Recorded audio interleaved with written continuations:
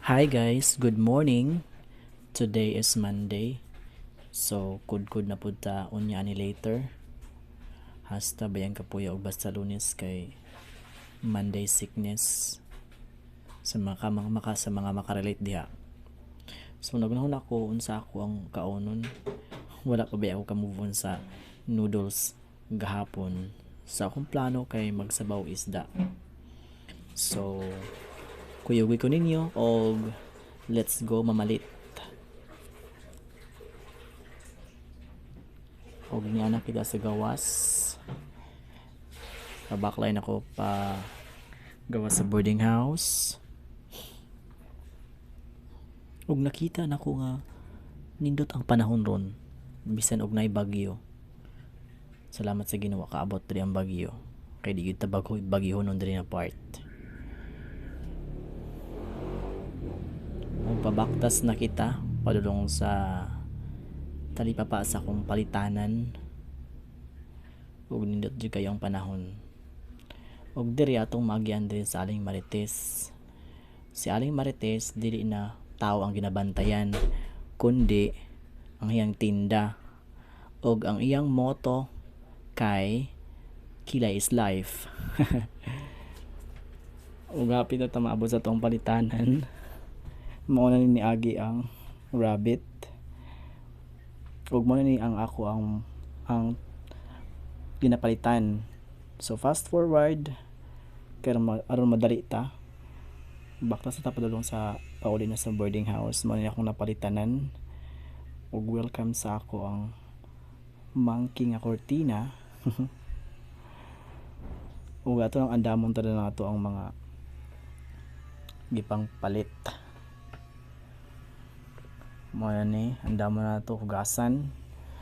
I-introduce na ako sa isa. Akong sa napalit, luya, pechay, sibuyas dahon,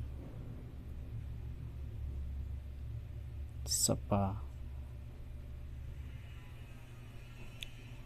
sili kulikot, o tanglad para lasa gila to ang sabaw, no? Kamatis ug bombay. Okay, na si ate apting gusto ko ni ate murag ni kalagot sa kuha. Ug ang last guys mao ang isda nga 1 kilo. Isa na rin nakabuok. So nakapaurot ang 1 kilo. Ug ato nang fast forward ato nang paspasan ug hugas ang ato ang mga panakot diha kay gutom na kaayo ang ato ang bitok. Taro na to hugas kay abog kay na siya. Kasi na nagipamutang para dami atong kaon kay limpyo. So ato nang himay-himayon o pinaabtik kay hasta ng gutoma. Hugasan na to ning mga lamas, tanan-tanan, hugasan, tanglad, o mag-commercial break sa takadali. This program is brought to you by alright, walay sponsor. O hapit na mahuman o ang pinakalas mao ang isda nga ato jong tarongon kay pastabi ng labasa bago pa ng kuha gikan pa na sa lawod. Tagalan na to ng hasang tanan-tanan tanang lamang loob na og mao na ni siya ang atong hapit na maluto nga putahe tong sabaw. Nabutan na nako ang mga dahon-dahon